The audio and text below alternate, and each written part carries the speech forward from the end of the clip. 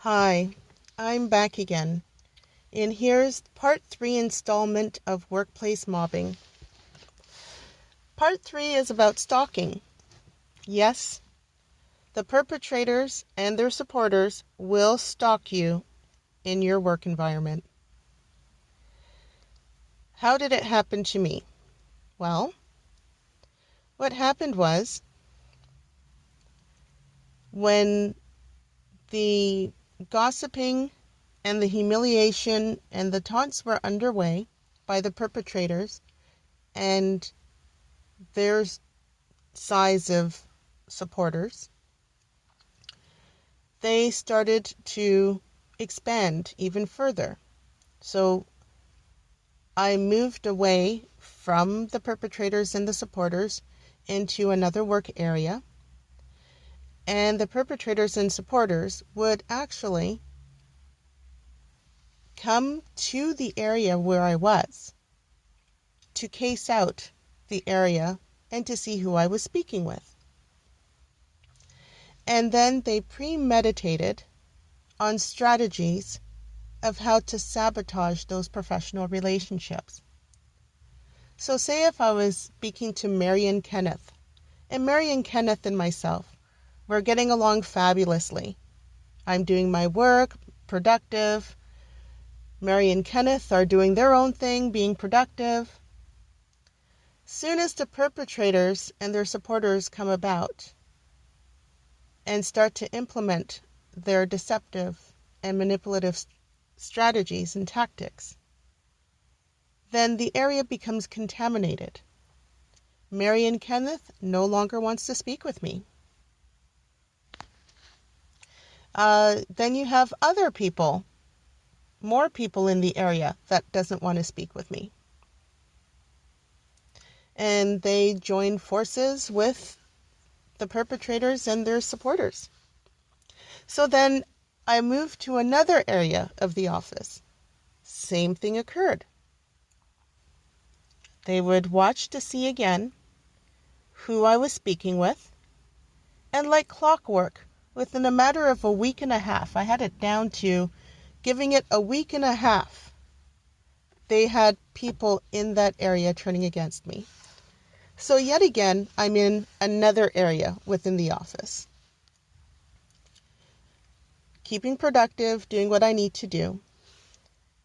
One of the perpetrators, she wasn't an original perpetrator, but she certainly became a super vigilant, active perpetrator. She had a seat that was closest to the manager, that is on the opposite end of the office. Now, I've been working at this environment for quite some time. I'd say, a few months. Within that timeline, this person has always sat on the other side, closest to where the managers were. 2 days ago, she switched seats to sit directly behind my cubicle. I found that to be very interesting. So she actually switched seats to sit directly behind my cubicle. And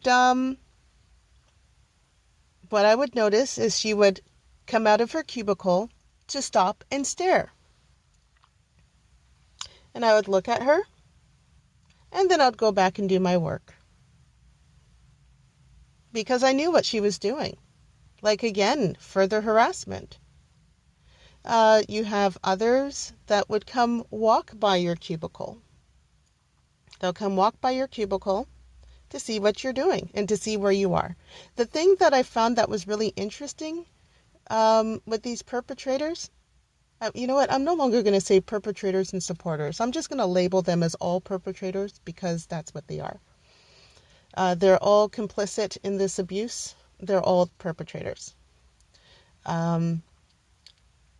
What's really interesting about this is they want to locate where you are at all times, to have you feel very uncomfortable. I'm sure that they know that this is unwelcomed treatment. I'm sure that they understand it's unreasonable treatment. But they do it anyway because they're negative people. This is what they like to do. This is how they get through the day. They're always looking for a negativity fix. So, what they started doing, well, two particular perpetrators, they would come to my desk, pass by my desk, not say a word to me, and then come out from the aisle where I'm sitting, go into the main aisle, well, I call it the main aisle, but it's really the corridor. Go down the corridor and say, within earshot, "Oh, she's so rude." Now, I'm the only one sitting in that aisle. They know what they're doing, right? They haven't spoken to me. They just walked, and they knew what their intentions were, coming out of there only to discuss how rude I am, when no words have been exchanged. I mean, it's all to fabricate. And yesterday, they made sheep sounds. They made sheep sounds. I never knew that I was working on a farm, but they were making animal noises, sheep sounds. So they do all of this. They stalk you to try and locate you, to further their abuse. Also, they do this as a way of exclusion, to ensure that it makes it harder for you to find a spot that you're comfortable to be productive and do your work. These types of things are very hard to track. They're very hard to track. Short of surveillance actually being in the office, it's a they said, she said type of deal, right? So they're very deceitful, and they're very cunning as to how they go about this. At one point, there was actually one co-worker that used to work there, who was also one of the perpetrators, in which I heard within earshot how she relayed to the others while gossiping on what I did for the weekend, which was take a long walk. Oh, she just took a long walk. And I'm like, wow. So they even stalk you outside of the office.